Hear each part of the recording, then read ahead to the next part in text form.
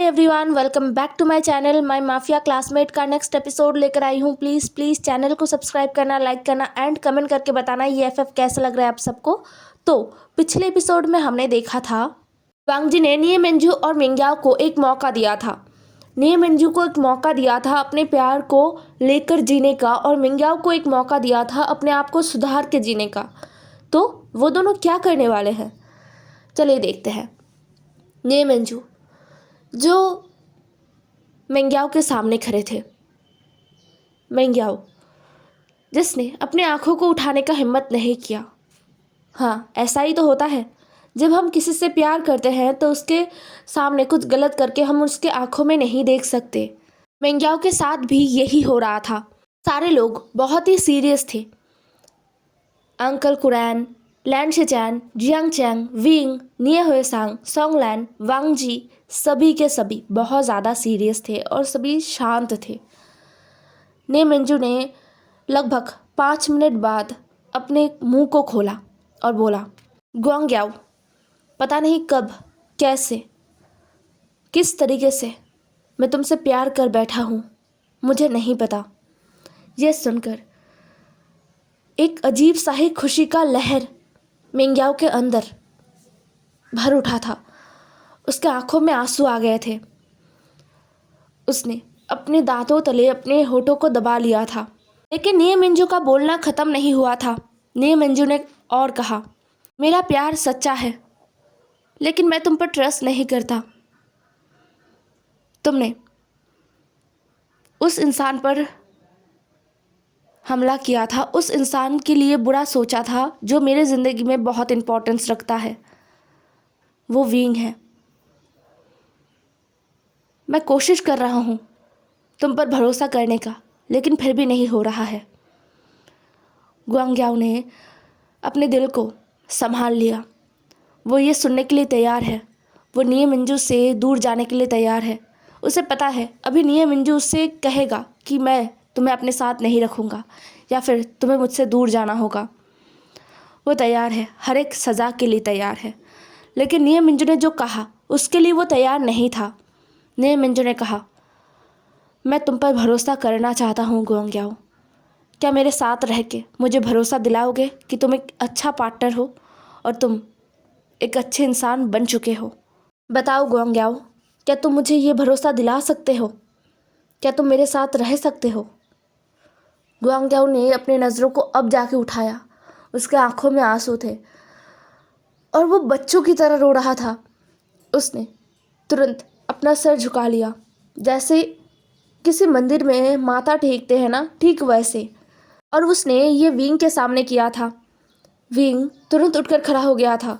वो गुआंग्याओ को एक बार फिर उठाने लगा था, लेकिन निये मिंजू ने विंग का हाथ पकड़ा और विंग को शांति से सोफे पर बिठाया। फिर उन्होंने विंग के सर पर हाथ सहलाया। गुआंग्याओ जो चुप नहीं था, उसने कहा, I am sorry, I am really sorry. मुझे बस अटेंशन चाहिए था। मुझे बस ये चाहिए था कि कोई हो जो मेरे बारे में सोचे। किसी के लिए मैं इम्पोर्टेंट पर्सन बनना चाहता था, इसलिए मैंने हर वो काम किया जो मुझे नहीं करना था। मैंने हर वो बुरा काम किया जो उन लोगों ने मुझसे करने के लिए कहा, क्योंकि मैं उन्हें अपना मानता था। मुझे माफ़ कर दो विंग, मुझे माफ़ कर दो। इतना बोलकर गुआंग्याओ चुप हो गया था। विंग ने मुस्कुराते हुए कहा, ब्रदर मिंग्याओ, मैं मानता हूँ आपने जो किया वो बहुत गलत था, बहुत गलत। मैं आपको कभी माफ़ नहीं करता, कभी नहीं, क्योंकि आपने सिर्फ वांग जी को मारने का कोशिश ही नहीं किया था। उस दिन हमारे बीच कोई और भी था जिसके बारे में हमें पता भी नहीं था, ना मुझे ना लंजा को। अगर उससे कुछ हो जाता, खैर वो सब कुछ एक बुरा सपना था, बहुत बुरा सपना। लेकिन आपने भी अपने हिस्से का सज़ा भुगत लिया है, बल्कि आप अभी तक भुगत रहे हो। और जहाँ तक माफ़ी का सवाल है, तो मैं आपको माफ़ कर सकता हूँ, सिर्फ एक शर्त पर, कि आपको एक अच्छा इंसान बनना होगा। आपको मेरे भाई के साथ एक अच्छा ज़िंदगी बिताना होगा। मिंग्याओ रोते हुए अपना सर हाँ में हिला देता है।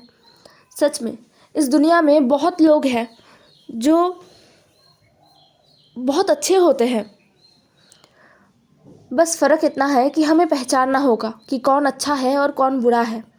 100 धोखेबाज और मतलबी लोगों से बेहतर एक सच्चा इंसान है। आपको बस उस सच्चे इंसान को ढूंढना है, ना कि उन धोखेबाज और मतलबी इंसानों के पीछे उनका अटेंशन ग्रैब करने के लिए कूदते फांदते रहना है। यहाँ से सीन शिफ्ट होकर हमें 2 महीने बाद का दिखाया जाता है। ओटी रूम के सामने सारे लोग बहुत ही टेंशन में खड़े थे। वहाँ पर मिंग्याओ और निये मिंजू भी थे। उनका शादी हो चुका है। शादी बहुत ही नॉर्मली किया गया है, मतलब ऐसे धूमधाम से नहीं। निये मिंजू का कोई उतना मतलब फैमिली नहीं है, और जितना भी है ना, उनके मॉम डैड के मरने के बाद, मतलब निये मिंजू के मॉम डैड के मरने के बाद उन दोनों भाइयों को जैसे छोड़ दिया गया था, उसके बाद निये मिंजू अपने उन बचे कुचे फैमिली मेम्बर्स से कभी मिला ही नहीं, कभी उनसे कनेक्ट करने की कोशिश किया ही नहीं। तो निये मिंजू के लिए इस पूरी दुनिया में कुछ लोग हैं जो उसके काम के थ्रू फ्रेंड बने हैं, वो लोग, और विंग से जुड़े लोग भी अब निये मिंजू के अपने हैं। तो इन लोगों को लेकर ही मिंग्याओ के साथ निये मिंजू ने अपना शादी किया था। मिंग्याओ के फैमिली से बस जिन जुशान और यानली आई थी। यानली जो विंग की तरफ से इनवाइटेड थी, बट जिन जुशान वो अपने भाई की तरफ से अकेला आया था और कोई नहीं आया था उस घर से। मिंग्याओ इन 2 महीनों में सबका दिल जीत चुका है अच्छी तरीके से। ऐसा नहीं है कि उसके अंदर कुछ और है और बाहर कुछ और है।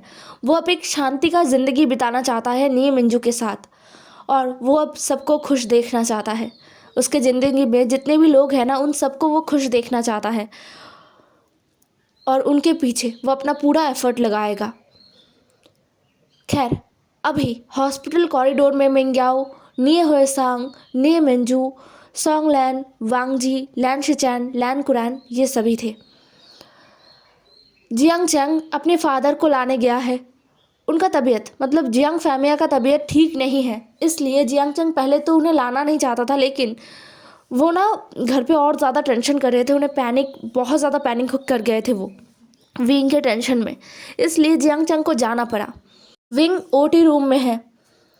उसका नॉर्मल डिलीवरी नहीं होगा। ऐसा नहीं कि डॉक्टर्स ने कोशिश नहीं किया, और ना ही विंग ने, उन दोनों ने ही कोशिश किया है। डॉक्टर्स ने भी बहुत एफर्ट लगाया है और विंग ने भी, लेकिन नहीं हुआ, और विंग का हालत ख़राब होता गया। अब एक ही ऑप्शन है, वो है सिजेरियन। वांगजी वो तो बस बैठा हुआ है, अपने सर को झुकाकर बैठा हुआ है। उसका हाथ बहुत बुरी तरीके से शेक कर रहा है। उनका तो प्लानिंग था कि विंग नॉर्मली बेबी बर्थ देगा, लेकिन ये सी सेक्शन, ये बहुत डरा रहा है वांगजी को बहुत ज़्यादा। हालांकि डॉक्टर्स ने वांगजी को कहा है कि विंग को कुछ भी नहीं होगा, बट वो नॉर्मल डिलीवरी नहीं कर सकता, इसलिए सी सेक्शन करना ज़रूरी है। सारे लोग बहुत ज़्यादा परेशान हैं। वांगजी का हालत नहीं है कि वो कुछ भी फॉर्मेलिटीज़ पूरा करे, तो उस सारा काम जो वो पूरा हॉस्पिटल का जो काम है ना, वो सब कुछ लैन सिचैन और सोंगलैन संभाल रहे थे। लैन कुरैन बैठकर अपने एल्डर्स को याद कर रहे थे, उन्हें प्रे कर रहे थे कि जो विंग है वो भी ठीक रहे और जो उनका हायर आने वाला है वो भी ठीक रहे। उसके 1 घंटे बाद जियांग चैंग जियांग फैमिया को लेकर आ गया था। जियांग फैमिया भी लैन कुरैन के पास आके बैठे। वो दोनों एक दूसरे से थोड़ा बातचीत करते हैं और फिर शांति से इंतज़ार करने लगते हैं। वांगजी को छोड़कर बाकी सबके दिल में 2 फीलिंग्स चल रहा था। एक, बहुत ज़्यादा एक्साइटमेंट, वो बेबी को देख पाएंगे, छू पाएंगे, गोद में ले पाएंगे। 9 महीने का इंतज़ार उन सारे लोगों का ख़त्म होने वाला है, तो ये एक एक्साइटमेंट था। और दूसरा, विंग के लिए वो टेंशन में भी थे कि विंग बस इस चीज़ को अच्छे से करे, मतलब विंग को कोई कुछ भी ना हो और विंग एकदम हेल्दी रहे। ये दोनों चीज़ सबके दिमाग में चल रहा था, और वांगजी के दिमाग में तो बस विंग था। वो बेबी के बारे में भूल चुका था, एकदम भूल चुका था। उसका दिमाग बोल रहा था कि बस उसका वी ठीक रहे, उसे और कुछ नहीं चाहिए। उसे ना कभी कभी वो ज़ोर ज़ोर से सांस ले रहा था, जैसे कि उसे सांस लेने में प्रॉब्लम हो रहा है, जिससे देखकर निये हुएसांग वांगजी के पास बैठा, और निये हुएसांग ने वांगजी के हाथ को पकड़ा और बोला, ब्रदर लान, आप टेंशन मत कीजिए, विंग को कुछ नहीं होगा, वो बहुत ज़्यादा स्ट्रांग है। वांग जी ने निये हुएसांग की बातों को बस सुना, कोई रिएक्शन नहीं दिया और ना ही निये हुएसांग का हाथ अपने हाथों के ऊपर से हटाया। सॉन्ग लैन और शाओ शिनचैन भी आ चुके थे, सारे काम को ख़त्म करके, सारे डॉक्यूमेंट्स फिलअप करके और जितने भी काम हैं वो सब ख़त्म करके वो दोनों आए। सॉन्ग लैन ने भी अपने बॉस को इतना पैनिक करते हुए पहली बार देखा है। हालांकि ये बहुत नॉर्मल है, जब बात यंग मास्टर का हो तो ये बहुत नॉर्मल है, बहुत ज़्यादा। सॉन्ग लैन ने बस एक गहरा सा व्रत लिया। लगभग 2 घंटे होने वाले थे, लेकिन अभी भी उन्हें कोई अपडेट नहीं मिला है। अब तो जैसे वांग जी और भी ज़्यादा पैनिक कर रहा था। लैन शिचैन वांग जी को संभाल रहे थे। मेंग याओ वांग जी और विंग को ज़्यादा दिनों से नहीं पहचानता है, मतलब पर्सनली लान वांग जी को तो वो बहुत दिनों से पहचानता है, बहुत सालों से, लेकिन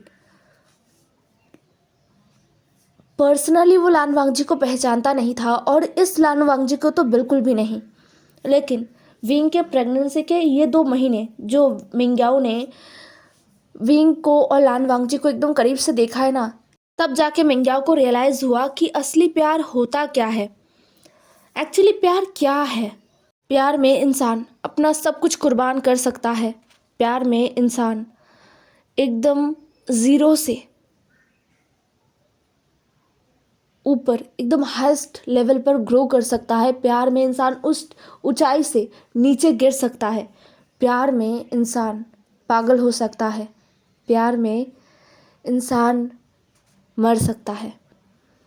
वांग जी और विंग का प्यार ऐसा ही है। उन दोनों में से किसी को अगर कुछ हो गया तो दूसरा जिंदा नहीं रहेगा। मिंग्याओ ने विंग का और वांग जी का जो लव स्टोरी है वो निये हुएसांग से सुना है। हुएसांग ने मिंग्याओ को बताया है। वो सुनने के बाद मिंग्याओ को रियलाइज़ हुआ कि लान वांग जी इतना स्टिफ क्यों है। वो बस दूसरों के सामने वैसा है, और ऐसा भी नहीं कि वो नाटक करता है दूसरों के सामने, उसका पर्सनैलिटी वैसा है, वो रियल में वैसा है, बट विंग के सामने वो पूरा बदल जाता है। वो एक इंसान है जो वांग जी को बदलने का ताकत रखता है, और वो विंग है। लान वांग जी जिसने मिंग्याओ के सामने कितने अच्छे ओमेगास, कितने बड़े बड़े फैमिलीज़ के ओमेगास ने भी वांग जी को अप्रोच किया है, लेकिन कभी भी वांग जी ने उनको देखा तक नहीं घूमकर। ऊपर से वांग जी हर बार इरिटेट होता था, उसके चेहरे पर ये साफ साफ दिखता था कि वो इरिटेट है। लेकिन वहीं पर विंग के बचकाने बातों को भी वांग जी इम्पोर्टेंस देता है, बहुत इम्पोर्टेंट है वांग जी के लिए। मिंग्याओ ने बस मुस्कुराया। उसने भी प्रे किया कि विंग ठीक ठाक बस वापस आ जाए। 1 और घंटा गया, लगभग 3.5 घंटा बीत चुका था। अब ओटी का दरवाज़ा खुला और डॉक्टर्स बाहर आए। वांग जी जैसे इसी पल का इंतज़ार कर रहा था, वो दौड़ के सबसे पहले गया। डॉक्टर ने वांग जी को अपने सामने देखा और मुस्कुराते हुए कहा, कॉन्ग्रेचुलेशन मिस्टर लान, आपको। इससे पहले वो डॉक्टर और कुछ कह नहीं पाया। वांग जी ने कहा, वो कैसा है, वो कहाँ है, वो ठीक तो है ना? उसे ज़्यादा लगा, वो रो रहा है ना? डॉक्टर कुछ देर वांग जी को देखता है और फिर मुस्कुराते हुए कहता है, नहीं मिस्टर लान, आपका ओमेगा एकदम ठीक है और वो रो नहीं रहे, वो अभी नींद में है, वो थक गए हैं। और जैसे कि मैं बोल रहा था, कॉन्ग्रेचुलेशन, आपको एक अल्फ़ा बॉय हुआ है। वांग जी बहुत नर्वस था और उसे अब विंग को देखना था, इसलिए वो अपने बेबी को देखता है जो एक वाइट टॉवल में लपेटा हुआ था। वो अपनी छोटे छोटे आँखों को खोलने की कोशिश कर रहा था, जो खुल नहीं रहा था। डॉक्टर बेबी को वांग जी की तरफ बढ़ा कर रखे थे। वांग जी का हाथ काँप रहा था। मिंग्याओ ने इसे देखा और वो आगे बढ़ गया। उसने बेबी को अपने बाहों में ले लिया, क्योंकि यहाँ पर जितने भी लोग हैं ना, सब एकदम अनाड़ी है। मिंग्याओ एज अ ओमेगा यहाँ पर सबसे ओल्ड है, और हाँ, उससे भी ज़्यादा एक्सपीरियंस नहीं है, बट फिर भी थोड़ा बहुत है।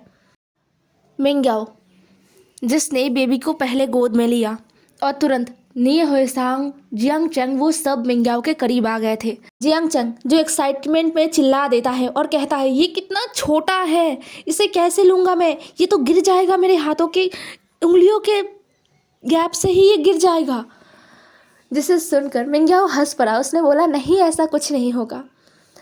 अब लैन कुरैन धीरे धीरे आगे बढ़े। जियांग फैमिया भी लैन कुरैन के साथ थे। लैन कुरैन ने मिंग्याओ से कहा, याओ, मुझे दो ज़रा। मिंग्याओ ने बेबी को लैन कुरैन के हाथों में दे दिया। लैन कुरैन ने भी बेबी को अपनी बाहों में उठाया।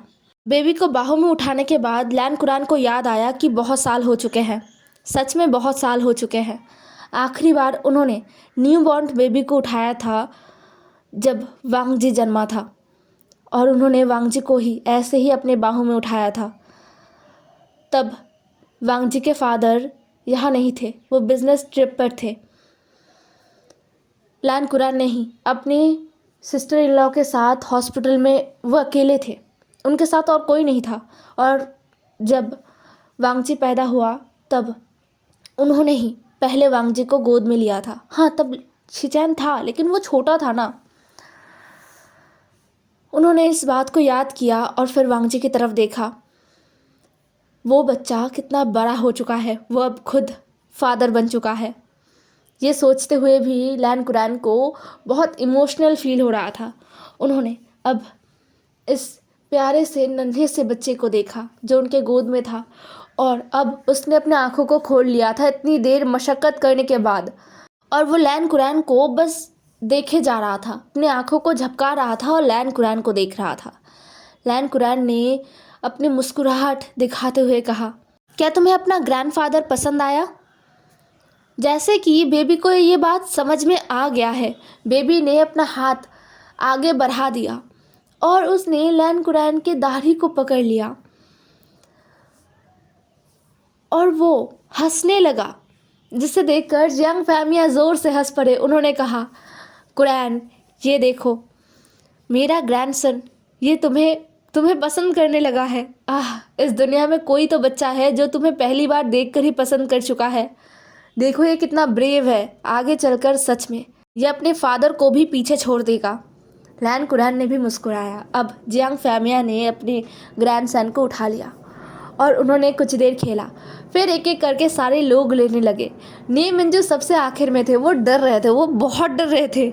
उन्हें लग रहा था ये कोई बच्चा नहीं, एक तोप का गोला है, अगर फिसल गया तो सब कुछ एकदम बम ब्लास्ट हो जाएगा। लेकिन मिंग्याओ ने उन्हें बिठाया, मतलब नी मिंजू को बिठाया और फिर नी मिंजू के गोद में बेबी को दिया। नी मिंजू का हाथ एकदम शेक कर रहा था बहुत बुरी तरीके से। वो बच्चा सबके गोद में जा रहा था और हंस रहा था। सॉन्ग लैन ने भी बच्चे को गोद में लिया था। वांग जी जो विंग को देख कर आता है, विंग गहरी नींद में है, उसे नींद की दवाई दिया गया है। हाँ, अभी उसे रेस्ट का ज़रूरत है बहुत ज़्यादा। वांग जी ने विंग को बहुत सारा प्यार किया, उसके सर पर किस किया, उसके फोरहेड पर किस किया, और फिर विंग को आराम से सोते हुए छोड़कर वो अब बाहर आया। इतनी देर में सब ने बेबी को गोद में ले लिया था। अब ने मंजू के गोद में बेबी था। ने मंजू ने वांग जी को देखा और बोला, देखो वांग जी, बेबी को मैं पसंद आया, वो अपने अंकल को पसंद करता है। देखो ये मुझे देखकर हंस रहा है। वांग जी ने अपने बेबी को देखा। ये उसका है, उसका और विंग का, ये उनके प्यार का निशानी है। जो सोचते ही वांग जी के दिल में एक अजीब सा ही खुशी का लहर उठ पड़ता है। फिर वांग जी जाता है और बेबी को अपने बाहों में लेने का कोशिश करता है। मिंग्याओ कहता है, वांग जी क्या तुम ले पाओगे? मतलब मैं हेल्प करता हूँ। वांग जी ने कहा, नहीं, मैं ले पाऊँगा। ये कहते हुए वांग जी ने बेबी को अपने बाहों में ले लिया। बेबी जो कुछ देर वांग जी को देखता है और फिर वो मुंह फुला लेता है। सच में वो बेबी मुंह फुला रहा था और सबने इस बात को देखा भी। फिर अचानक से उसने अपने होठों को फुलाया और भै भै करके रोने लग गया। वांग जी को कुछ समझ नहीं आया। सब भी हैरान थे क्योंकि वो बेबी वो रो क्यों रहा है, क्योंकि अब तक तो वो हंस रहा था ना। क्या उसे वांग जी के लेने से चोट लग गया? वांग जी को भी ये फील हुआ, लेकिन नहीं, उसे चोट नहीं लगा है। क्या उसे पसंद नहीं आया वांग जी का चेहरा? सॉन्ग लैन ने भरे बाजार में ये बम फोड़ ही दिया। उसने कहा, सर, लगता है बेबी को आप पसंद नहीं आए। जिसे सुनकर सब हंसने लग गए थे और वांग जी ने सोंगलान को घूर कर देखा। फिर निये हुएसांग आगे आया और कहा, मुझे दीजिए, ये बहुत रो रहा है। वांग जी बेचारा अपने बेबी को ऐसे रोता हुआ नहीं देख सकता, इसलिए वो मान गया निये हुएसांग को देने के लिए। लेकिन ऐसा नहीं था, बेबी ने वांग जी का जो शर्ट है ना उसको पकड़ लिया। अपने छोटे से हाथ से वांग जी का जो शर्ट है उसे उसने पकड़ लिया और वो छोड़ नहीं रहा था। वो निये हुएसांग के गोद में नहीं जाना चाहता था। वांग जी को कुछ समझ नहीं आ रहा था कि बेबी उसके पास रहना भी चाहता है और रोना भी चाहता है, क्यों? सभी कंफ्यूज थे। लेकिन कुछ देर बाद सभी हैरान हो गए। बेबी रोना बंद कर चुका था। वो अब चुपचाप था, लेकिन उसका मुंह अभी भी फूला हुआ था, जैसे कि वो वांग जी से नाराज़ है, बहुत ज़्यादा नाराज़ है। हे एवरीवन, आज का एपिसोड यहीं पर ख़त्म होता है। नेक्स्ट एपिसोड में मिलते हैं। ज़रूर बताना आज का एपिसोड कैसा लगा, और नेक्स्ट एपिसोड ना लास्ट एपिसोड होने वाला है। तो बाय बाय।